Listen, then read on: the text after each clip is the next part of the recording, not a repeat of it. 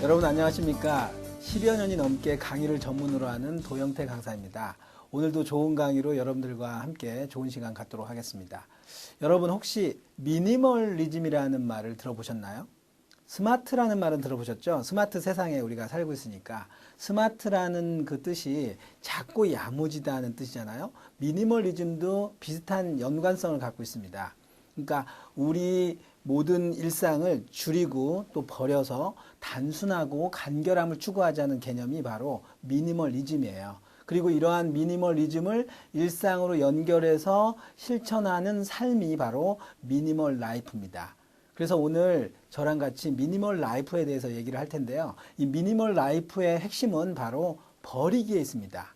그리고 그 버리기는 시작점이 생각부터 버려야 됩니다. 생각 버리기가 미니멀 라이프의 첫 출발이다 이런 얘기죠. 그래서 버리는 기술은 바로 미니멀 라이프에서 출발한다 이렇게 보시고요. 오늘 첫 시간 생각 버리기를 한번 같이 한번 학습해 보도록 하겠습니다.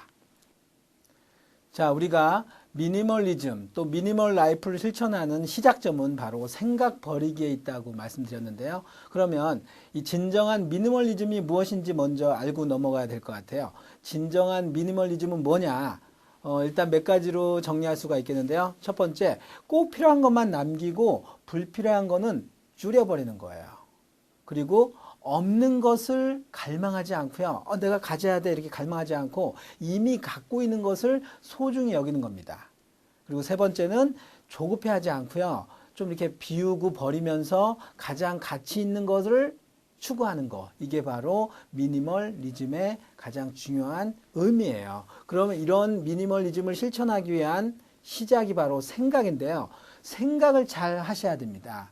그러니까 생각을 버려야지 미니멀리즘을 바로 이렇게 우리가 갈 수 있는 거예요. 그러면 이렇게 생각하시면 되죠. 생각하지 않으면 버리지도 못한다. 이렇게 하시면 돼요.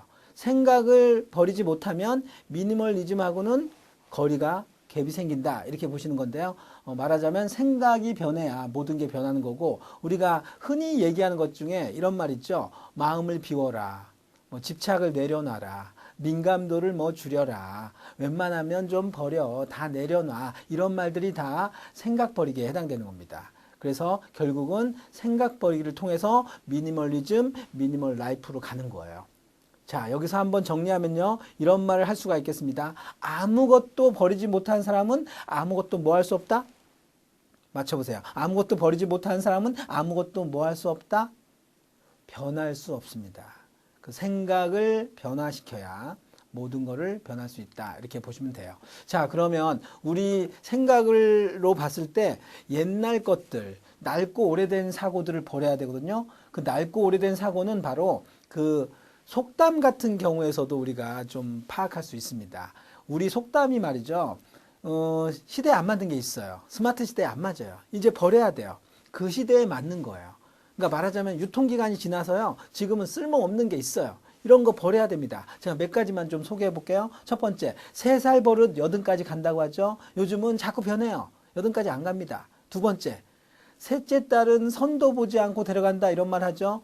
미쳤습니까? 요즘 다 이게 신상 보고 뭐 확인하고 이렇게 해야 되는데 뭐 아무것도 확인 안 하고 한다? 이거는 말도 안 되는 거예요. 그 다음에 세 번째, 하다가 중지하면 아니한만 못하다 한 만큼 이익이에요. 한 성과를 따지기도 하고요. 그게 다 무용지물이 되는 게 아니거든요. 그리고 돌다리 두드려보고 건넌다.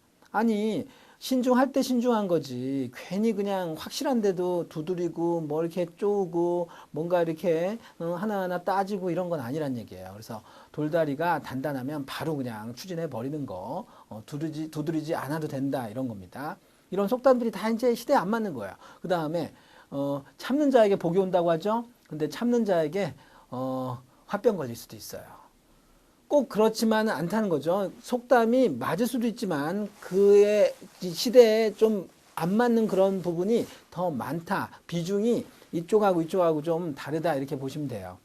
자, 그리고 또 하나 고생 끝에 낙이 온다고 하죠. 고생 끝에 낙이 안 올 수도 있습니다. 고진감래 꼭 고진감래가 안 될 수도 있어요. 고생 끝에 골병 들어요. 고생 끝에 그냥 고생으로 끝나요. 이런 거 아셔야 돼요. 현실적으로 우리가 보는 거예요. 미니멀 라이프는요, 현실의 세상을 아주 직설적으로 제대로 그냥 보편적으로 보시라 이런 얘기입니다. 인생에서 기회는 3번 온다고 하죠. 안 올 수도 있습니다. 안 와요, 안 와. 그리고 수시로 왔다 갈 수도 있고요. 그런 겁니다.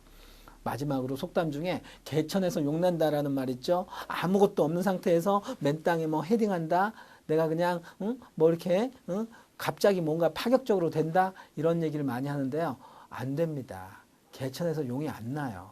뿌린 만큼 내가 한 만큼 거두기도 하고 그것도 안 되는 경우도 있고 뭐 이런 겁니다. 그래서 우리가 이런 낡고 오래된 사고부터 먼저 버려야 됩니다. 그래서 이런 것들을 낡고 오래된 사고를 바로 고정적 생각, 고정적 생각의 프레임, 다시 말하면 우리가 흔히 쓰는 말로 고정관념, 뭐 편견, 선입견 이런 말을 하는 겁니다. 이런 고정적 생각의 프레임을 일단 바꿔보는 게 미니멀 라이프에 대한 새로운 어떤 시작점이에요. 자, 그러면 이 미니멀 라이프의 어떤 반하는 고정적 사고가 여러 가지가 있습니다. 특히 미니멀 라이프에 대한 고정적 사고도 사람들이 갖고 있는 경우가 있어요.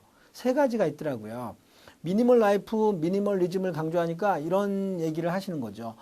미니멀 라이프는 뭐 이렇게 줄이고 뭐 이렇게 좀 부피를 좀 간소화하고 아주 최소한의 어떤 그거를 챙기는 건데 이런 거는 없는 자들이 좀 합리화하는 거 아니에요? 뭐 가지지 못한 자들이 자기 스스로 위로하는 거 아닙니까? 이렇게 얘기를 하는데요.